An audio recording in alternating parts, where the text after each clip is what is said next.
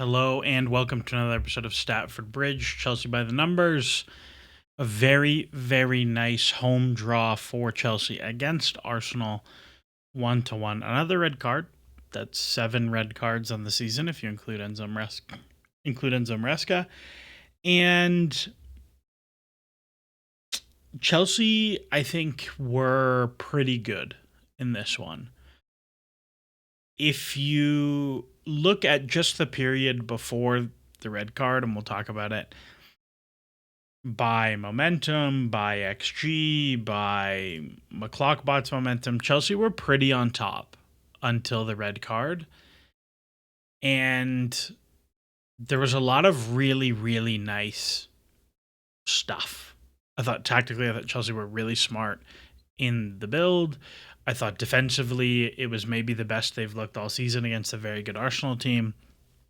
And I talked about some of that on stream, so if you want to see or hear the full tactical talk, check out the stream. There should be a full thing on Spotify by the time this comes out as well. But I'm also working on something a little bit bigger about the defensive changes that Chelsea have made in recent weeks, in which if you go back through the most recent matches, clean sheet, Karabag mess, and very good performance against Arsenal, where some of the defensive ideas have changed, and I think Chelsea look a little bit better. However, in this match, Chelsea ran more or less what has been the standard big game lineup now. Cucurella, Chalobah, Fofana, Gusto as a flying right back. Midfield three of Caicedo, James, and Enzo. Pick whatever two wingers you want. This time it was Neto on the left, Estevao on the right, and João Pedro as the 9. This has been the team that Chelsea have mostly ran in big games. Maybe some flex on the wingers. Maybe it's Neto as a false 9. But that back four with that midfield 3 has been the team.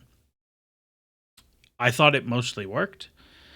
Particularly before the red card, I thought Chelsea were able to manufacture 1v1s for Estevao against Calafiori over and over again, which was quite nice.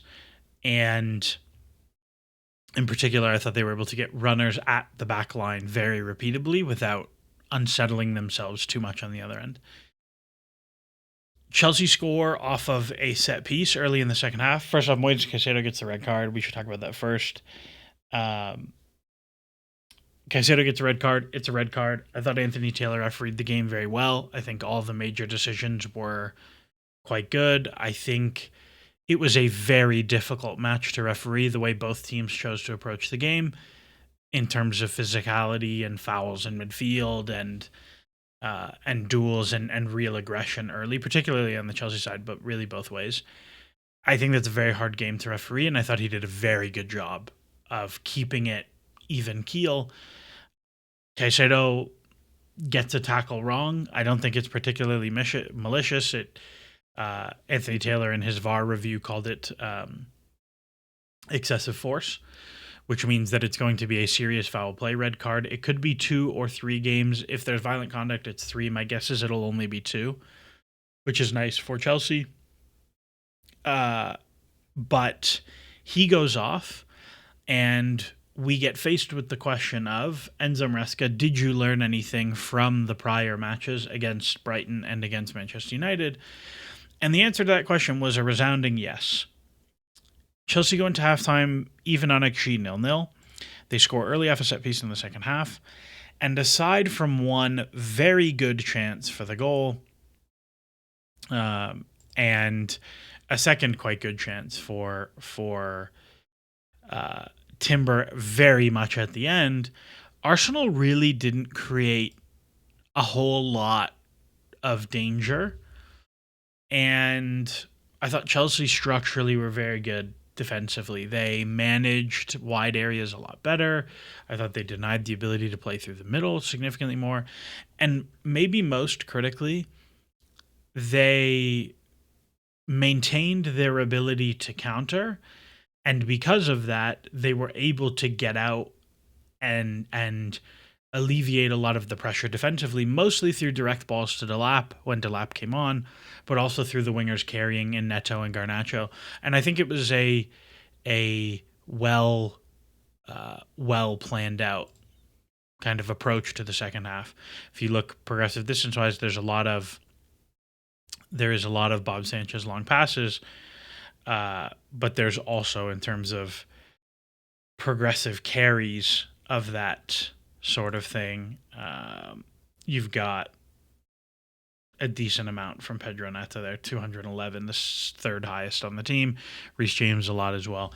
I thought it mostly worked for what it was. In terms of headline numbers, 0.8 to 1.3, 11 shots to 8, even on box touches, even on big chances-ish.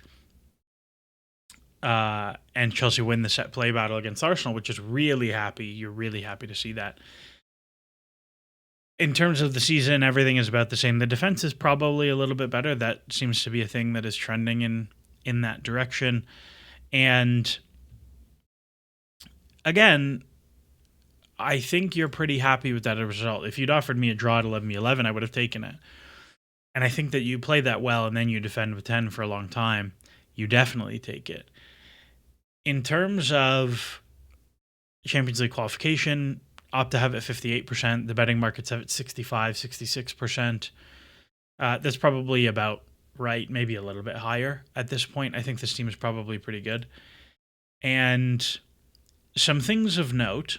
One Mr. Cole Jermaine Palmer returned to the bench, did not play, which I was quite happy to see. I suspect we will see him appear over the next couple games, slowly building back fitness. I think one of the things Enzo Maresca has done very well is return players to play with gradual building up of fitness and minutes in matches. I think he's been quite responsible with that. The only player who has not returned to play appropriately is Romeo Lavia, and I think he might just be broken. The other two player-based things of note are, one, that again, Chalobah and Fofana as a pair is very clearly Chelsea's best center back pairing right now. With no Levi Colwill, it is the best balance defensively. Chelsea have done some really creative things to mitigate the fact that Fofana is a bit of a black hole in build-up. He can dribble, but he can't really pass. In this game, that was Reece James dropping in to make a back four with Chalobah and James as center backs, Fofana and Cucurella as fullbacks. I thought that was a very clever solution, particularly with Gusto inside as a midfielder but being able to maintain those things. It also solves the fact that James is not very good in midfield with his back to play. I talked about this a lot with the tactics board on stream if you want to check that out. And it's a thing they've done with Caicedo in the past, but I think it works particularly well with Reece James here. Another is that it was another excellent Robert Sanchez game. 1 goal conceded from 2.2 XG. A couple decent claims that looked really, really good. I thought he makes 2 phenomenal saves low with his hands that I thought were very good. And just steady Eddie. And the most interesting one is that Reece James was just stupid good. Just on a different planet as a player. The XG plus XA, whatever. He gets an assist for the goal, which is great. And counting stats wise, it doesn't show up that much. Until you get to the duels. 6 out of 7 ground duels won, 5 out of 6 aerial duels won, 4 fouls won. The guy was just a monster in midfield for loose balls and ball progression and press evasion and defending. And there were a couple moments late where you see Chelsea get out through Delap or it's a clearance or whatever, and you can see him dragging the line forward with him.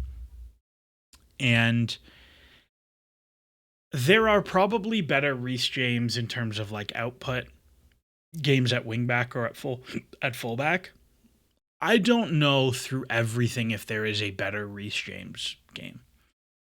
Michael Cayley posted something on Blue Sky that was like, this is the kind of game where even though you're down a player, it doesn't feel like it because you have a midfield of Enzo, James, and James. And he was just phenomenal.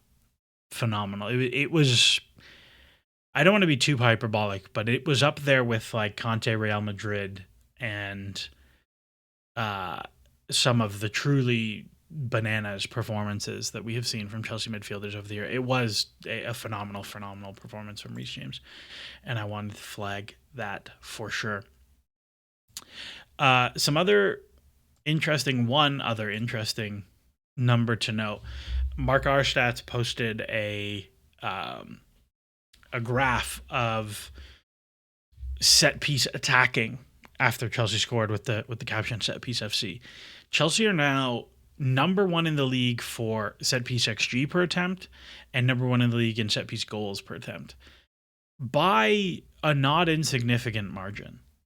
And we have talked about set pieces a lot, and we can eventually at some point look at some of the roots and some of the things that Chelsea are doing and some of the principles that Chelsea are doing. But with mostly the same takers and mostly the same players, Chelsea are dominating on attacking set pieces against every team. Against Arsenal, they score a goal, plus 0.3 XGD.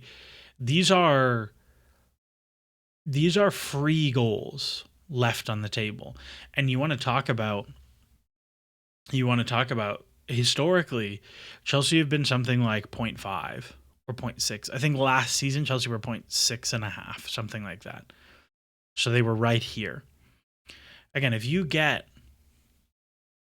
I don't know, 130 corners a year, that's 4 goals.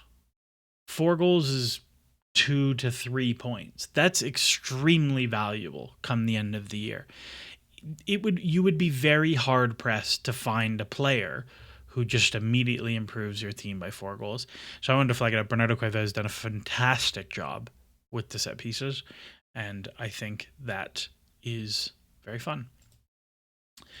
Moving forward, Chelsea play Leeds midweek. They have a bit of a fixture crunch coming up where you just have game after game after game, and you're playing twice a week every single week, where you have Leeds on the 3rd, then you have Bournemouth on the weekend, then you have Atalanta, then you have Everton, then you have Cardiff, then you have Newcastle before you get a full week to prepare for Villa. This stretch of 6, and really the stretch that follows at the end of December and January, Bournemouth, City, Fulham, is probably, and I would go as far as to say all the way to West Ham, you're going to play in the space of 60 days 1, 2, 3, 4, 5, 6, 7, 8, 9, 10, 11, 12, 13, 14, 15 matches in 60 days. You are going to play every 4 days for 2 months straight.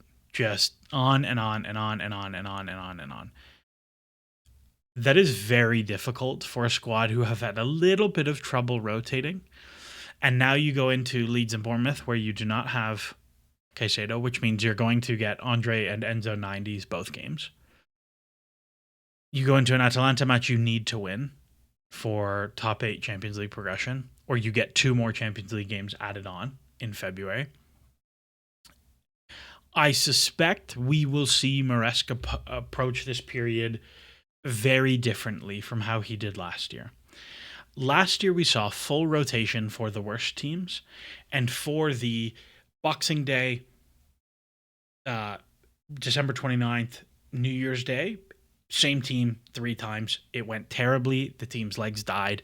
Did not work. It was the worst stretch of all of last season.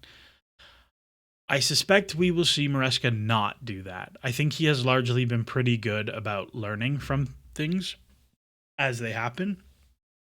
And given Leeds' struggles this season, I would not be shocked if we saw a pretty heavy rotation midweek. Maybe not everyone, but something like James doesn't play, both center backs get changed, though not to Wesley Fofana, who played 2 90s in a week and looked great. Both center backs are changed, and you start Delap, Gittins, and Garnacho, or Estevao, depending how you want to approach that one.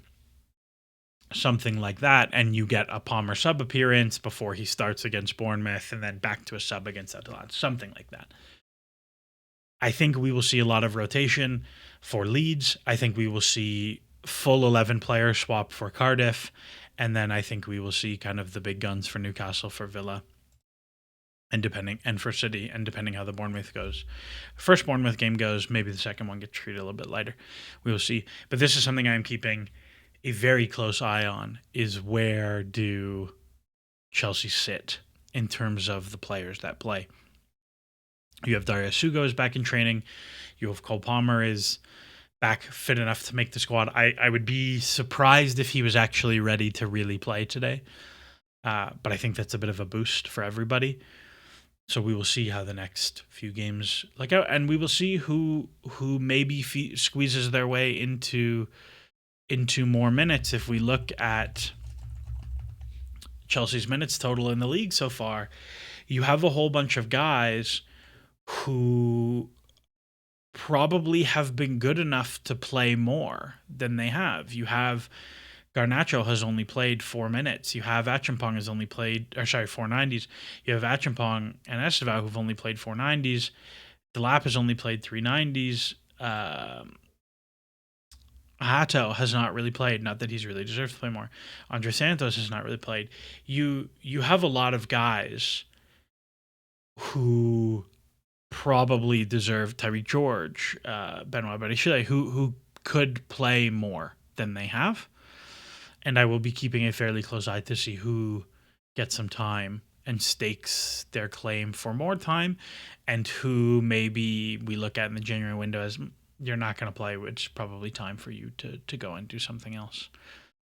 Anyways, that's all from me on this episode. I would say if you want much longer chat about the game and Maresca's quotes and whatever the random usual Q&A type stuff after that, go check out the stream. We went for a very, very long one. There'll be an episode after Leeds. There'll be a stream on the weekend. As always, enjoy the soccer.